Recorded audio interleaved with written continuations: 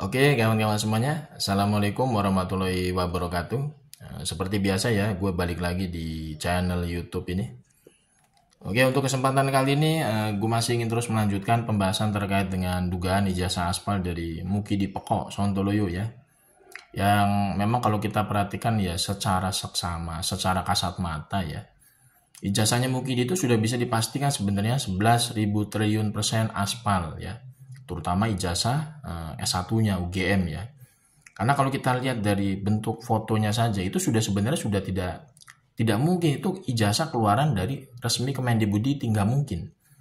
Jadi foto buat ijazah itu nggak ada yang pakai kacamata. Jadi foto ijazah pakai kacamata itu pasti jelas aspal gitu loh. Karena tidak ada satupun foto foto ijazah ya keluaran resmi dari Kemendikbud ya, dari dulu itu nggak ada yang pakai kacamata memang. Udah gitu dari jenis font penulisan dia, yang tulisannya ijazah yang gede itu benar-benar font digital Times New Roman itu kan nggak ada teknologi Times New Roman itu pada tahun 80-an untuk mencetak apapun termasuk mencetak ijazah gitu loh. Kemudian apalagi dari segi ya di situ fotonya aja ya itu sebenarnya udah nggak mirip dengan Mukidi ya.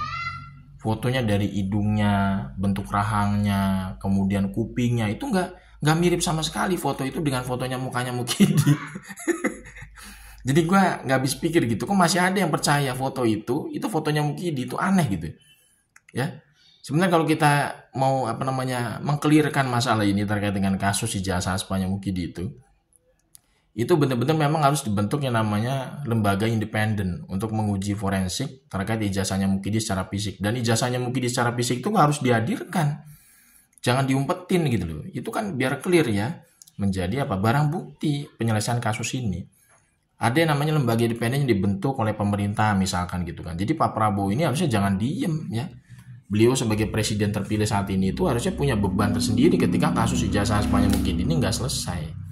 Padahal sebenarnya kalau kita perhatikan secara kasat mata, ini udah bisa diyakinkan sebenarnya ijazahnya Mukidi itu aspal. Kalau kita lihat tadi dari jenis fontnya, penulisan ijazah yang gede itu benar-benar font Times New Roman ya. Font digital itu nggak mungkin ada pada tahun 80-an untuk melakukan yang namanya pencetakan ijazah. Kemudian fotonya itu nggak mungkin ya, foto buat ijazah itu pakai kacamata itu nggak mungkin. Kemudian mukanya yang ada di foto itu bukan mukanya Mukidi, itu clear banget loh dari segi rahang, bentuknya, hidungnya, kupingnya, itu nggak persis sama kayak Mukidi, nggak mungkin itu. Itu bukan fotonya Mukidi itu. Makanya ini sebenarnya kan kalau kita lihat dari perspektif seperti itu aja, itu sebenarnya sekarang kalau misalkan emang mau menyelesaikan permasalahan kasus ijazah aspalnya Mukidi, itu dibentuk segera lembaga independen ya, kolaborasi gabungan misalkan dari BRIN, Puspom TNI, kemudian dari lembaga-lembaga lab uji forensik kampus-kampus ternama gitu kan, ada ITB, UI, berkolaborasi dengan kampus-kampus yang lain gitu yang punya lab uji forensik yang berkualitas gitu kan. Kemudian digabungin juga dengan lab uji forensik di luar negeri, diaspora, itu kan bisa sebenarnya.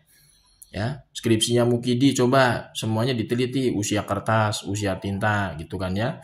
Kemudian ijazahnya Mukidi itu yang paling utama, fotonya bener nggak tuh fotonya dia.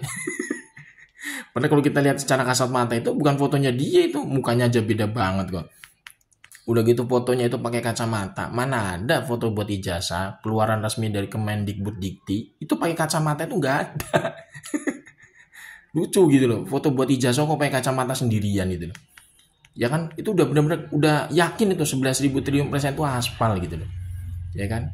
Kemudian dari spesimen, tanda tangan, uji validitas, cap stempel itu sebenarnya bisa dibongkar habis itu kalau misalkan lewat lembaga independen pemeriksaan lab uji forensiknya. Jadi kita nggak percaya sama workshop gitu ya. Jadi kita semua itu sebagai rakyat yang masih waras, rakyat yang cerdas itu nggak mungkin bisa percaya dengan hasil lab uji forensik yang dilakukan oleh pihak workshop kemarin ya.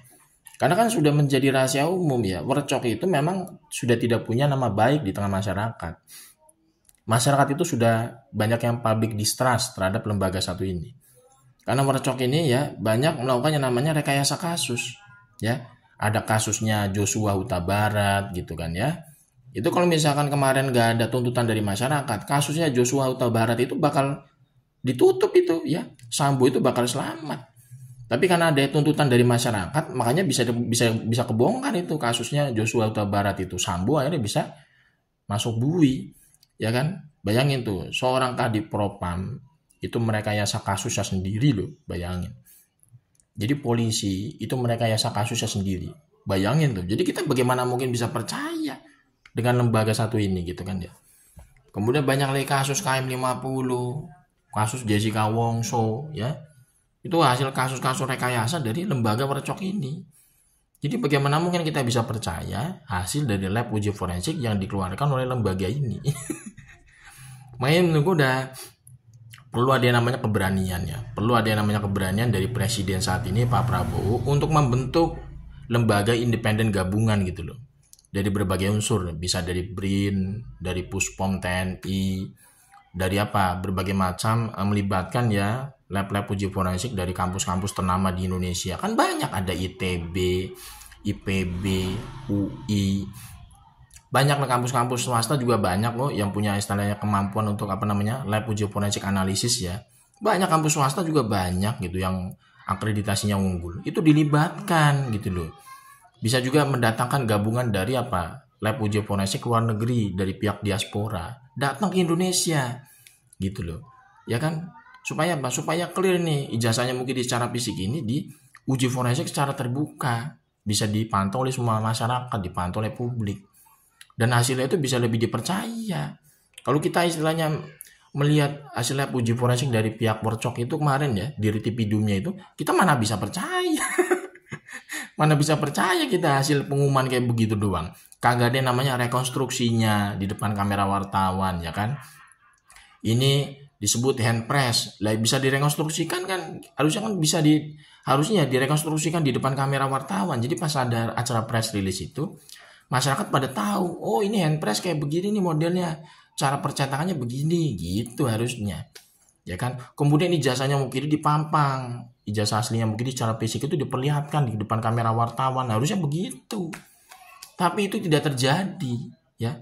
Jadi pihak dari Tibidum itu cuman ngomong warawiri ya, ibaratnya bikin narasi, baca teks kayak begitu doang.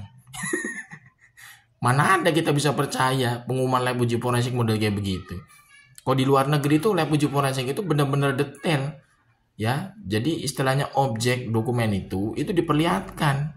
Kemudian diteliti secara independen oleh pihak-pihak yang ahli-ahli yang berkompeten gitu loh.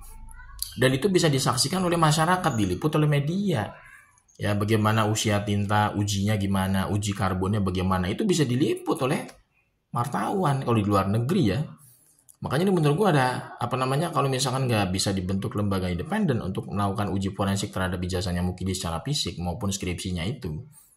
Ini tentu menjadi ya boleh dibilang permasalahan besar bagi bangsa ini karena ada namanya istilahnya tuh kasus-kasus yang besar seperti ini terkait dengan kejahatan dunia pendidikan ini dibiarkan gitu ya. Karena kan nanti merusak negara kita secara keseluruhan gitu loh. Kalau misalkan tidak ada namanya penyelesaian secara independen oleh lab uji forensik independen untuk menyelesaikan kasus ijazah sepanjang Mukidi ini. Karena kalau misalkan ini dibiarkan ya, istilahnya nih kasus ijazah sepanjang Mukidi ini tidak ada namanya keterlibatan pihak ketiga. Jadi hanya mengandalkan dari pihak Percok doang. Yang nggak mungkin bisa lah hasilnya itu dipercaya oleh masyarakat. Jadi perlu ada namanya keberanian dari Pak Prabowo, presiden terpilih saat ini sekaligus pemerintah yang saat ini berkuasa. Itu menyelesaikan kasus ijazah sepanjang Mukidi ini ya harusnya dengan dengan membentuk tim gabungan ya, lembaga independen gitu loh. Jadi jangan sampai menggunakan basic dasar hanya dari satu pihak, dari pihak Percok ini. Ya kita gimana bisa percaya? Gimana kita bisa percaya sama lembaga yang model kayak begini? Uang ini banyak masyarakat sudah public distrust kok ya sama lembaga Percok ini dari dulu.